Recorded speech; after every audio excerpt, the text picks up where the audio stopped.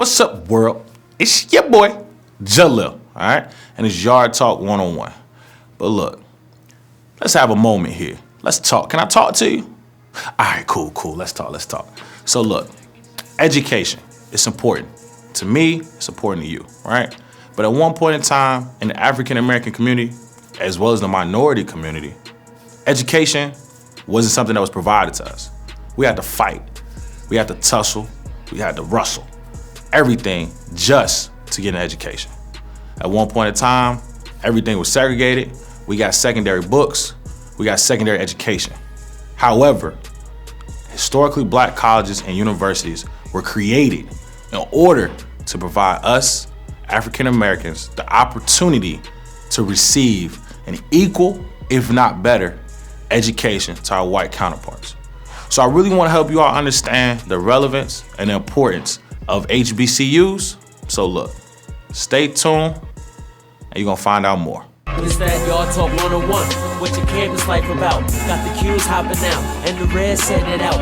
New stroll, signals walking, campus popping pretty off. The SGA debate, who next in the presidential office? Howard the Hampton Union and A&T.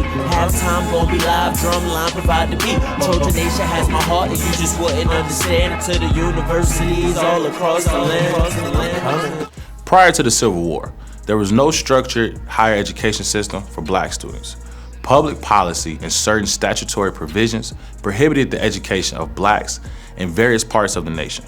Although these institutions were called universities or institutes, from their founding, a major part of their mission in the early years was to provide elementary and secondary schooling for students who had no previous education.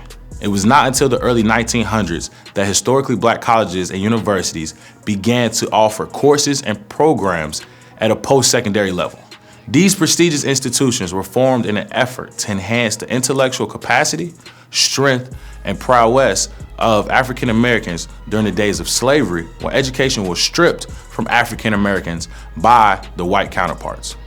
Following the Civil War, public support for higher education for black students was reflected in the enactment of the Second Morrill Act in 1890 by Justin Smith Morrill. Justin Smith Morrill was a representative and a senator from Vermont. He spearheaded the Morrill Acts that established federal funding for the founding of many of the United States public colleges and universities. He was one of the founders of the Republican Party. The act required states with racially segregated public higher education systems to provide a land-grant institution for black students whenever a land-grant institution was established and restricted for white students. Today, historically black colleges and universities are the educational oasis of hope for the African American community.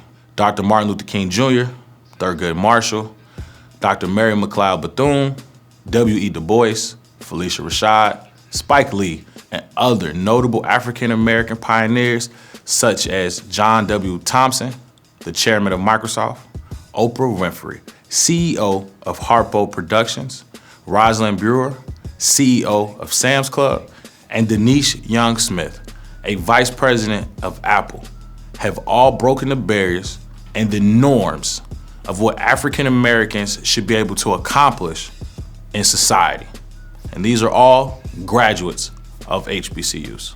Cheyney University was the first HBCU that was established in 1837 and followed by Lincoln University of Pennsylvania in 1854 and Wilberforce University in 1856. Today, there are 103 historically black colleges and universities represented nationwide. HBCUs are responsible for producing 18% of all engineering degrees earned by African American students, 31% of all biological science degrees earned by African American students, 31% of all mathematic degrees earned by African American students, 21% of all business and management degrees earned by African American students, 42% of all agricultural science degrees earned by African American students, and 17% of all health profession degrees earned by African American students. With many negative depictions of African Americans in media, tragic happenings in our country, and the recent presidential election and other issues plaguing black people in our country today, the relevance and need of HBCUs is stronger now more than ever.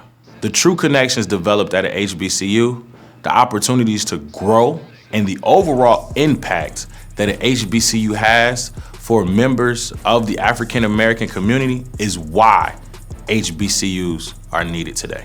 Students that are interested in attending HBCUs have a number of avenues to receive scholarships from organizations such as the United Negro College Fund, Thurgood Marshall College Fund, Tom Joyner Foundation, and they could reach out to the HBCU of their choice for additional scholarship opportunities. In regards to the student populations of HBCUs, the top 5 largest HBCUs are North Carolina A&T State University, located in Greensboro, North Carolina, Howard University, Washington, D.C., Florida and A&M University, Tallahassee, Florida, Jackson State University, Jackson, Mississippi, and Texas Southern University, Houston, Texas.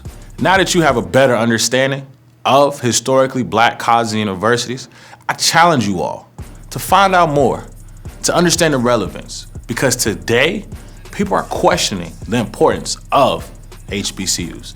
And by now, we all know that that is not right and that HBCUs are relevant, all right?